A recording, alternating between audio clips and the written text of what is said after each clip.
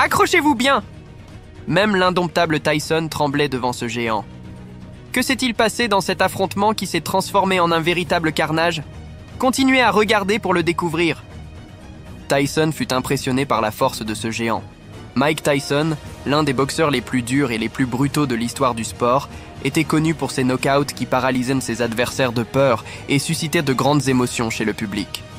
Au sommet de sa carrière, toute la division des poids lourds tremblait à l'idée même de l'affronter sur le noble ring.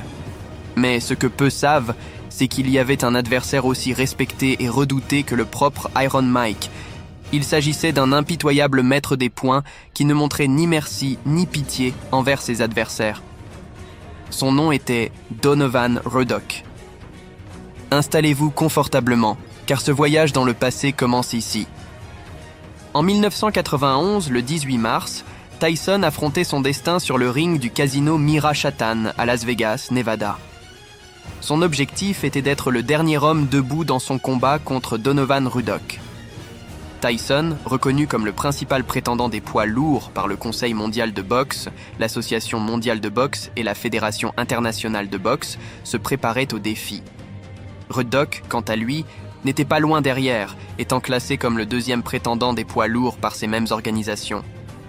Ruddock, représentant Toronto, Ontario, Canada, avait un impressionnant palmarès professionnel de 25 victoires, dont 18 par knockout, avec seulement une défaite préalable et un match nul controversé.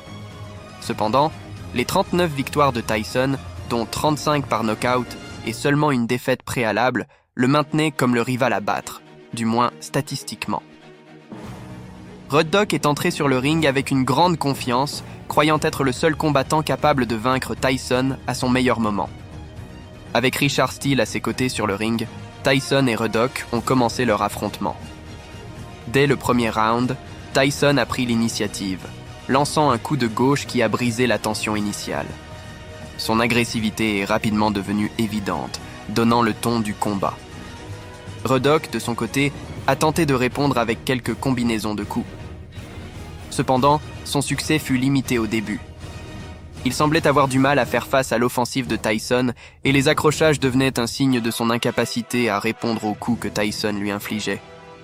Pendant ce temps, Tyson était implacable, connectant des coups durs à gauche et à droite. L'agressivité de Ruddock tardait à se manifester, et Tyson semblait avoir le contrôle du combat. Dans le deuxième round, c'était le droit de Tyson qui ouvrait le bal. Après quelques secondes et seulement quelques coups, Ruddock goûta à quel point le tapis était confortable, en tombant bruyamment assis dessus. Le titan canadien se releva immédiatement, mais c'était un renversement clair dû au coup de gauche puissant qu'il avait reçu avant sa chute.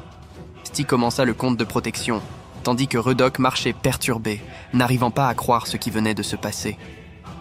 Après le compte réglementaire de 8, le combat reprit. Tyson savait ce qu'il faisait en provoquant son adversaire. Lors de leur première confrontation, Tyson lança un direct du droit au menton.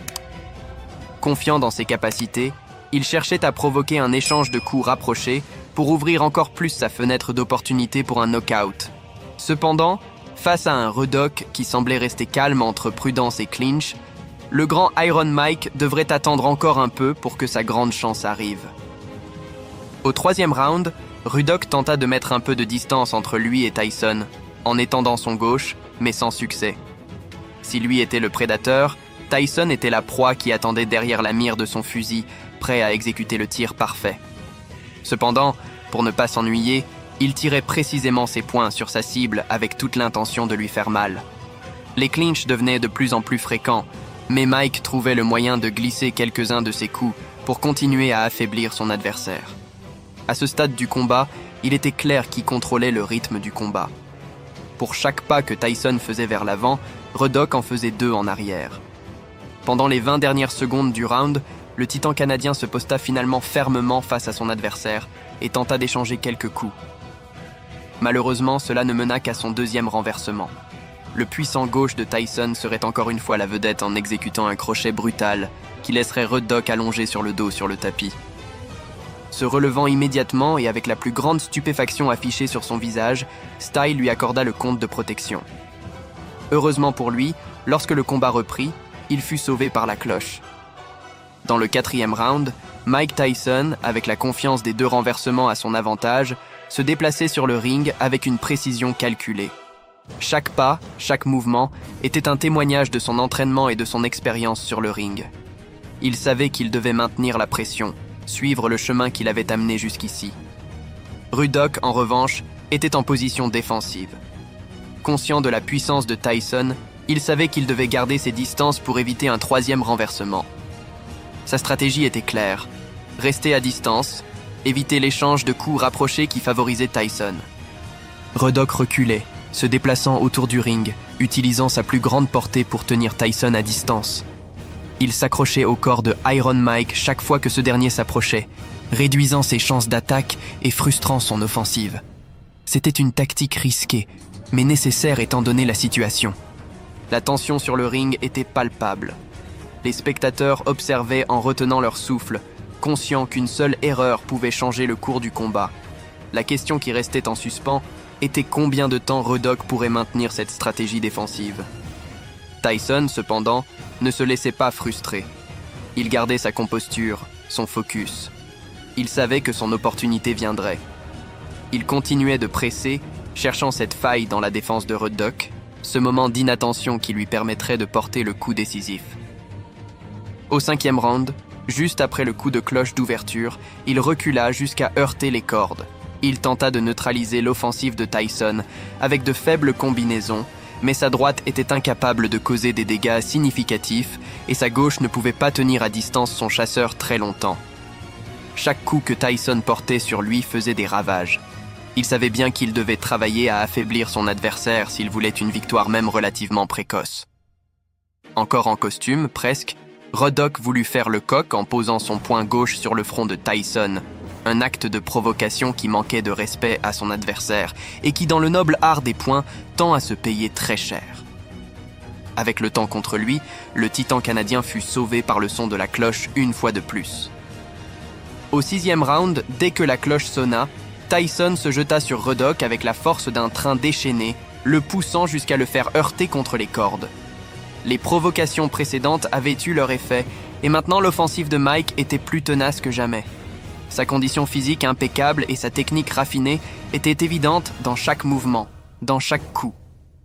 Ruddock, de son côté, continuait à essayer de neutraliser Tyson, mais ses coups manquaient plus qu'ils ne touchaient. Sa posture défensive, bien que technique, ne semblait pas suffisante pour contrer l'offensive de Tyson. Lorsque Mike se positionnait devant lui, le scénario devenait véritablement terrifiant. La tension était palpable, aussi bien sur le ring qu'entre les spectateurs. Les enjeux étaient élevés, et tous commençaient à compter les secondes jusqu'à la chute du petit coq canadien. Les chances semblaient pencher en faveur de Tyson, mais en boxe, un seul coup peut changer le cours d'un combat. Il s'agissait d'un combat programmé pour 12 rounds, mais la fin semblait de plus en plus proche. Tyson, avec son agressivité et sa technique, semblait sur le point de conclure le combat.